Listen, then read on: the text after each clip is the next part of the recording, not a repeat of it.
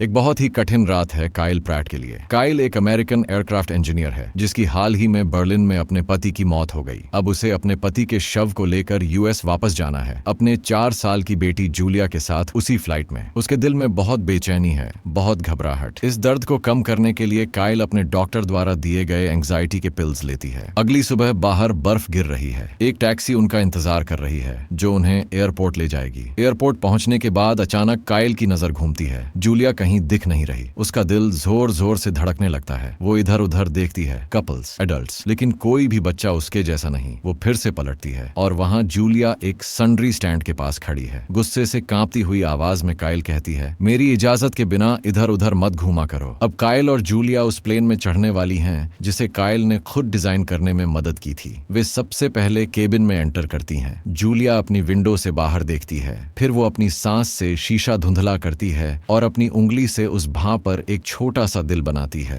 थोड़ा टेढ़ा मेढ़ा प्यारा सा दिल। थोड़ी देर बाद काइल झपकी लेती है, लेकिन जैसे ही उसकी नींद खुलती है वो हैरान रह जाती है। जूलिया अपनी सीट पर नहीं है, वो गायब है। काइल घबराते हुए बाकी यात्रियों से पूछने लगती है, लेकिन कोई भी जूलिया को देखने की बात नहीं करता। एक फ्लाइट अटेंडेंट कहती है, maybe she is playing with kids her age. Kyle धीरे धीरे आइल में चलती है, हर सीट पर नजर दौड़ाती है, लेकिन जूलिया कहीं नहीं। उसके चेहरे पर बेचैनी और बढ़ने लगती है। वो उस सीट की ओर लौटती है जहां वे सोई थीं। कंबल के नीचे झांकती है। वहां उसे मिलता है एक टूटा हुआ टेडी बियर जिसका एक हाथ नहीं है, लेकिन जूलिया नहीं है। बहुत अजीब बात है, जूलिया कभी भी अपने बेयर के बिना कहीं नहीं जाती। फिर काइल एक फ्लाइट अटेंडेंट स्टेफनी से संपर्क करती है ताकि वह जूलिया को ढूंढने में मदद करे। स्टेफनी उसकी मदद के लिए तैयार हो जाती है और फ्लाइट में एक बच्चे के गायब होने की घोषणा करती है। लेकिन कुछ ही पल बाद स्टेफनी हैरानी से कहती है, there is no record of your daughter boarding the flight. Kyle हक्का बक्का रह जाती है। वो बिल्कुल यकीन से कहती है कि उसकी बेटी उसके साथ थी। वो सबूत के तौर पर अपनी बोर्डिंग पास दिखाने की कोशिश करती है, लेकिन जूलिया की बोर्डिंग पास कहीं नहीं मिलती। काइल फिर ऊपर के ओवरहेड बिन में देखती है। जूलिया का बैकपैक भी वहां नहीं है, जो कि नामुमकिन है क्योंकि जूलिया इतनी लंबी नहीं कि वो खुद ऊपर तक पहुंच सके। इस अजीब स्थिति को देखकर एक sky marshal Jean Carson Kyle पर नजर रखना शुरू कर देता है जब वो अपनी बेटी को ढूंढ रही होती है। काइल अब सीधे कैप्टन मार्कस रिच से मिलने की मांग करती है ताकि वो खुद इस सर्च में शामिल हो। जब कैप्टन सुनते हैं कि फ्लाइट रिकॉर्ड में जूलिया का कोई नाम नहीं है तो वो काइल से पूछते हैं, क्या वो इस वक्त किसी मेडिकेशन पर है? काइल जवाब देती है कि वो कुछ स्लीपिंग पिल्स ले रही थी, एंग्जाइटी की वजह से, जो उसे अपने पति की मौत के बाद से हो रही थी। फिर वो बताती है कि उसके पति की मौत 6 दिन पहले हुई थी, उनके घर की छत से गिरकर। लेकिन काइल का दिल मानने को तैयार नहीं। इट वॉजंट सुइसाइड, वो बार बार कहती है। कैप्टन और बाकी क्रू अब शक करने लगते हैं, शायद काइल अपने पति की मौत से टूट चुकी है और उसने सिर्फ अपनी बेटी के साथ होने की कल्पना की है। लेकिन काइल जिद पर अड़ी रहती है। वो कहती है उसे पूरे प्लेन में ढूंढने देना होगा, from nose to tail. Captain Rich मजबूरी में मान जाते हैं और क्रू को ऑर्डर देते हैं कि थरो सर्च किया जाए। पूरे केबिन की लाइट्स जला दी जाती हैं। एक अनाउंसमेंट होता है, कोई भी यात्री अपनी सीट से न उठे। स्टेफनी नीचे एवियोनिक्स सेक्शन तक जाती है, हर जगह नजर दौड़ाती है, लेकिन अभी तक उस 4 साल की बच्ची का कोई नामो निशान नहीं। प्रैट जब इधर उधर खोज रही होती है तभी उसकी नजर एक इजिप्शियन आदमी पर पड़ती है। उसे देखकर काइल उसे पहचानने की कोशिश करती है। उसे लगता है कि उसने कहीं देखा है इस आदमी को। वो याद करने की कोशिश करती है, लेकिन उसका दिमाग पूरी तरह उलझा हुआ है। इसके बाद काइल कप्तान से कहती है कि जूलिया को कार्गो होल्ड में भी ढूंढना चाहिए, लेकिन कैप्टन रिच गुस्से में जवाब देते हैं, इस फ्लाइट में सैकड़ों यात्री हैं जिन्हें अभी तक कोई अटेंशन नहीं मिल रही क्योंकि सारे फ्लाइट अटेंडेंट्स एक ऐसे बच्चे को ढूंढने में लगे हैं जो शायद कभी इस फ्लाइट में था ही नहीं। काइल इसे सहन नहीं कर पाती। वो जल्दी से उस इजिप्शियन के पास भागती है। उस पर आरोप लगाती है कि उसने उसकी बेटी को किडनैप किया है, क्योंकि उसे अब याद आता है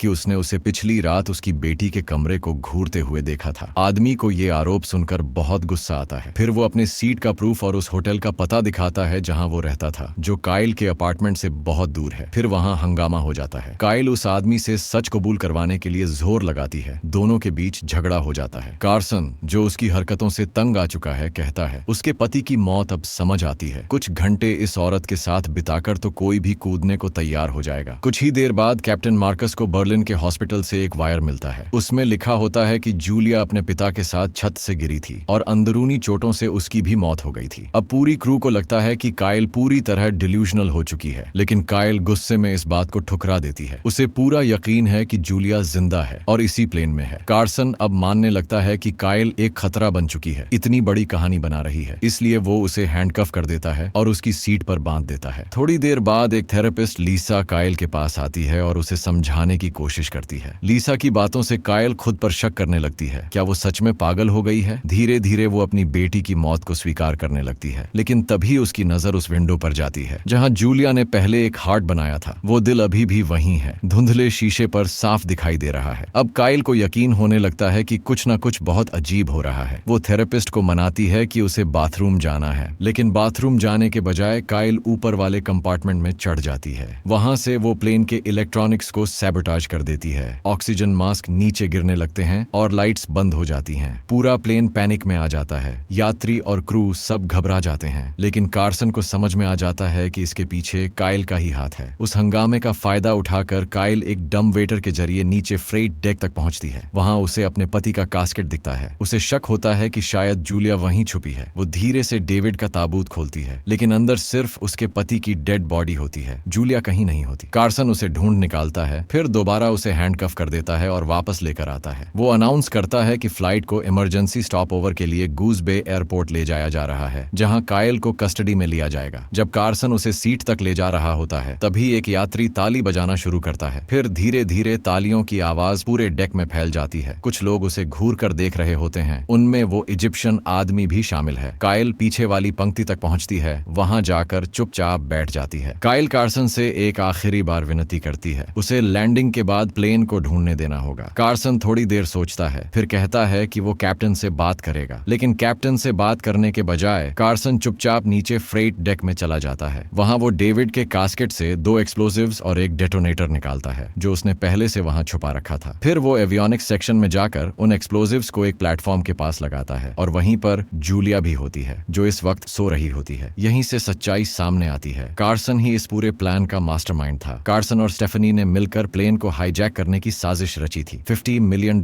के रैंसम के लिए। उन्होंने काइल को फंसाने की प्लानिंग की थी, क्योंकि उसे इस एयरक्राफ्ट की टेक्निकल नॉलेज थी। जूलिया को इसलिए अगवा किया गया था ताकि कार्सन उसे मजबूर कर सके डेविड के कास्केट को खोलने के लिए, जहां वो एक्सप्लोजिव्स और डेटोनेटर छुपा चुका था। अब कार्सन कैप्टन से कहता है कि काइल ही असली हाईजैकर है और धमकी देता है, अगर एयरलाइन ने $50 मिलियन ट्रांसफर नहीं किया तो वो प्लेन उड़ा देगा। फिर कार्सन घबराई हुई स्टेफनी से कहता है कि उसका प्लान अब पूरा करना है। वो प्लेन को उड़ा देगा, जिससे बेहोश जूलिया की भी मौत हो जाएगी, और फिर काइल के हाथ में डेटोनेटर रखकर ऐसा दिखाएगा जैसे उसने ही सब किया हो। काइल अब तक यकीन नहीं कर पा रही होती कि ये सब उसके साथ हो रहा है। वो एंग्जाइटी में खिड़की से बाहर देखती है, जहां फ्लाइट लैंड होने ही वाली है। बाकी यात्री भी कंफ्यूज्ड होते हैं, क्योंकि इमरजेंसी लैंडिंग की वजह कोई नहीं जानता। जैसे ही प्लेन लैंड करता है, सभी यात्री एयरक्राफ्ट से बाहर निकलने लगते हैं। कैप्टन भी बाहर जा रहा होता है। उसी समय काइल उसे रोकती है। कैप्टन गुस्से में कहता है कि रैंसम की रकम पहले ही ट्रांसफर की जा चुकी है। काइल ये सुनकर पूरी तरह कंफ्यूज्ड हो जाती है। फिर धीरे धीरे उसे समझ आता है ये सब कार्सन का ही काम है। उसने हालात का फायदा उठाकर पूरी कहानी को पलट दिया है, और अब सबको लग रहा है कि काइल ही एक टेररिस्ट है। सच को पहचानते ही काइल एक चालाक फैसला लेती है। वो खुद को हाईजैकर की तरह पेश करती है और कार्सन को हुक्म देती है कि वो प्लेन में ही रुके, जबकि बाकी क्रू बाहर चला जाए। कार्सन थोड़ी देर के लिए रुकता है, लेकिन उसे समझ आ जाता है कि अगर उसने मना किया तो उसकी साजिश सबके सामने आ जाएगी। जैसे ही फ्लाइट का दरवाजा बंद होता है, काइल एक फायर एक्सटिंग्विशर से उसे जोर से मारती है। कार्सन बेहोश हो जाता है। फिर वो उसे एक रेल से हैंडकफ कर देती है और उसके पॉकेट से डेटोनेटर निकाल लेती है। स्टेफनी छिपने की जगह से बाहर निकलती है। उसी वक्त कार्सन को होश आ जाता है। वो काइल के पीछे भागता है और फायर करने लगता है। काइल भागते हुए कॉकपिट में खुद को लॉक कर लेती है। फिर वो एक हैच खोलती है जो प्लेन के ऊपर वाले हिस्से में जाता है, और वहां से एक बाइंडर फेंक देती है, कार्सन को भ्रमित करने के लिए। ऊपर से आवाज सुनकर कार्सन समझता है कि काइल एटिक में चली गई है और वहीं चला जाता है। काइल चुपचाप बाहर निकलती है और गिल्ट में डूबी स्टेफनी से आमना सामना होता है। बिना कुछ कहे वो उसे एक जोरदार घूंसा मारती है। स्टेफनी घबरा जाती है और डर के मारे तुरंत प्लेन से भाग जाती है। काइल एवियोनिक्स सेक्शन की तरफ दौड़ती है और वहीं उसे जूलिया मिलती है, जो बेहोश पड़ी होती है। उसे देखते ही काइल उसे जोर से गले लगा लेती है और अपनी बाहों में उठा लेती है। तभी कार्सन भी वहां पहुंच जाता है। तलाश के दौरान वो खुद ही एक खौफनाक सच्चाई सामने लाता है। उसने ही काइल के पति को मार डाला था ताकि एक्सप्लोसिव्स को उसके कास्केट में छुपा सके। उसे पता था कि कास्केट को चेक पॉइंट पर स्कैन नहीं किया जाएगा। काइल बिना देर किए जूलिया को अपनी बाहों में उठाकर एयरक्राफ्ट के नॉन कंबस्टिबल होल्ड की तरफ भागती है। उसके पीछे कार्सन आता है। उसके हाथ में डेटोनेटर होता है और वो गोली चलाता है। जैसे ही काइल दरवाजा बंद करने लगती है, लेकिन होल्ड की मजबूत दीवारें उन्हें सुरक्षित रखती हैं। काइल एक पल की भी देरी नहीं करती, वो एक्सप्लोजिव्स को एक्टिवेट कर देती है। एक जोरदार धमाके में पूरा प्लेन हिल जाता है। कार्सन की वहीं मौत हो जाती है। बाहर खड़े सारे यात्री और क्रू ये एक्सप्लोजन देखकर दंग रह जाते हैं। कुछ ही पलों बाद काइल अपनी बेटी जूलिया को गोद में उठाए हुए बाहर आती है। जैसे ही वो उसे लेकर टारमैक पर पहुंचती है, सभी यात्री हैरान रह जाते हैं। उन्हें अब समझ आता है कि काइल शुरू से ही सच कह रही थी। अगली सुबह एयरपोर्ट टर्मिनल में कैप्टन रिच खुद काइल के पास आता है और उसके शक करने के लिए माफी मांगता है। स्टेफनी को FBI के एजेंट्स हथकड़ी में लेकर जा रहे होते हैं। वहीं एक एजेंट बताता है कि बर्लिन के मॉर्चुअरी डायरेक्टर को भी गिरफ्तार कर लिया गया है। काइल अपनी बेटी को भीड़ के बीच से लेकर जाती है। अब हर किसी की नजर में सच्चाई साफ है और सबकी आंखों में ग्लानि है कि उन्होंने उस पर भरोसा नहीं किया। वो जूलिया को एक वैन में ले जाने लगती है। तभी जूलिया धीरे से उठती है और नींद में पूछती है, क्या हम पहुंच गए? जैसे ही वे रवाना होने लगते हैं, वही इजिप्शियन यात्री चुपचाप आगे आता है और उसके बैग उठाकर देने में मदद करता है, एक सम्मान और माफी की तरह। इस तरह एक माँ ने अपनी हिम्मत, प्यार और जज्बे से न सिर्फ अपनी बेटी को बचाया, बल्कि सबको ये सिखाया कि सच्चाई चाहे जितनी भी दबाई जाए, एक ना एक दिन सामने जरूर आती है। फ्लाइट प्लान सिर्फ एक थ्रिलर नहीं, ये एक माँ की अटूट लड़ाई की कहानी है, जो साबित करती है जब बात औलाद की हो तो एक माँ कुछ भी कर सकती है। धन्यवाद इस रहस्यमय सफर में साथ देने के लिए। फिर मिलेंगे एक और कहानी के साथ। तब तक के लिए स्टे क्यूरियस, स्टे सेफ।